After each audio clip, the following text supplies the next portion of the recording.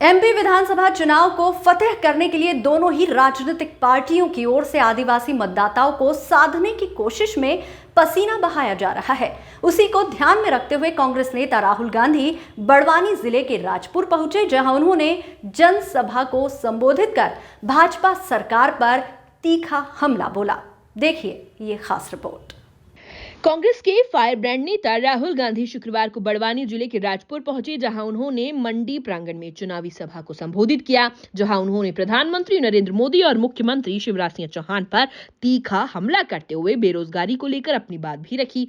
राहुल गांधी ने मध्य प्रदेश व छत्तीसगढ़ में सिलेंडर के भावों की तुलना भी की। कितना? उससे भी कम। ये 70 पैसे कह रहे हैं, 70 पैसे भी नहीं। तो सच्चाई है भाई और बहनों कि मध्य प्रदेश की सरकार को ना ओबीसी चलाता है, ना दलित चलाता है, ना आदिवासी चलाता है। और यह सवाल मैंने उठाया है।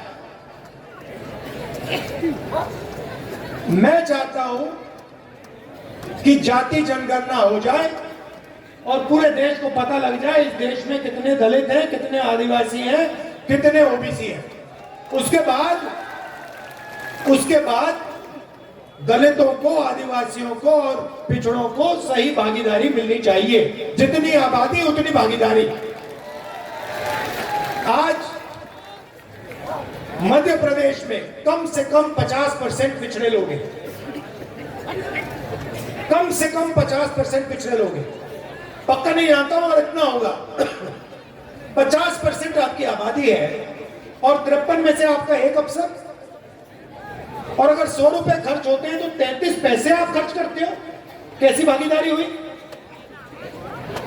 शर्म की बात। और जब मैं ये मुद्दा उठाता हूं, बीजेपी के सारे लोग चुप हो जाते हैं।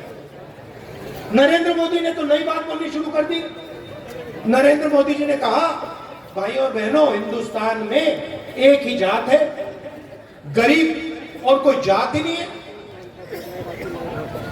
पहले हर भाषण में कहते थे मैं ओबीसी हूं, ओबीसी हूं, ओबीसी हूं।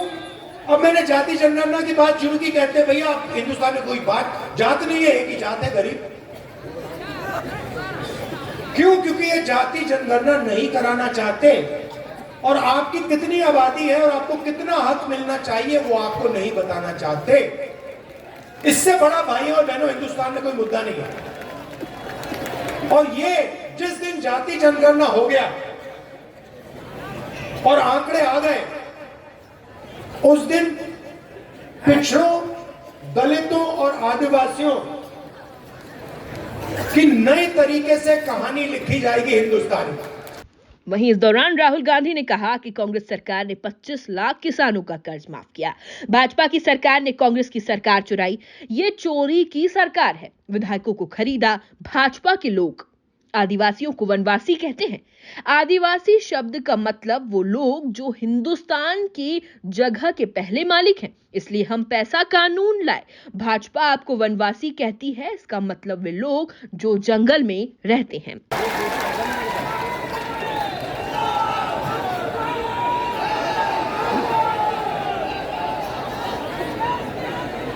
आपने सुना होगा, खासतौर से आदिवासियों से बीजेपी के नेता कहते हैं, देखो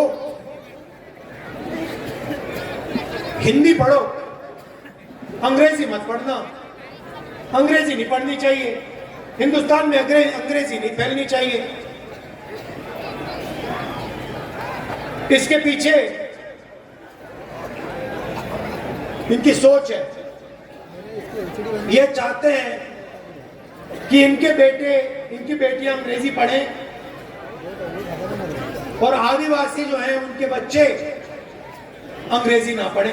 अब मैं ये नहीं कह रहा हूं कि हिंदी मत पढ़ो, हिंदी पढ़नी है, मगर हिंदी के साथ अंग्रेजी भी जरूरी है। क्यों?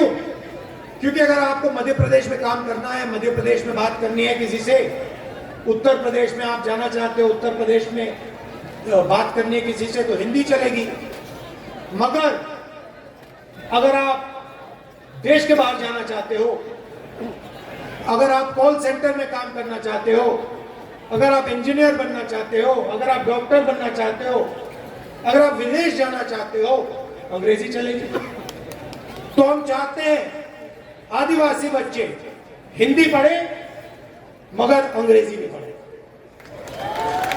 कि जो सपना दूसरे लोग देखते हैं वो सपना आदिवासी भी देख पाए। कुल मिलाकर देखा जाए तो विधानसभा चुनाव में कांग्रेस की नैया पार लगाने के लिए कांग्रेस नेता राहुल गांधी ने एमपी में चुनाव में विधानसभा संभाल लिया है। Bureau report, MP news, Barwani.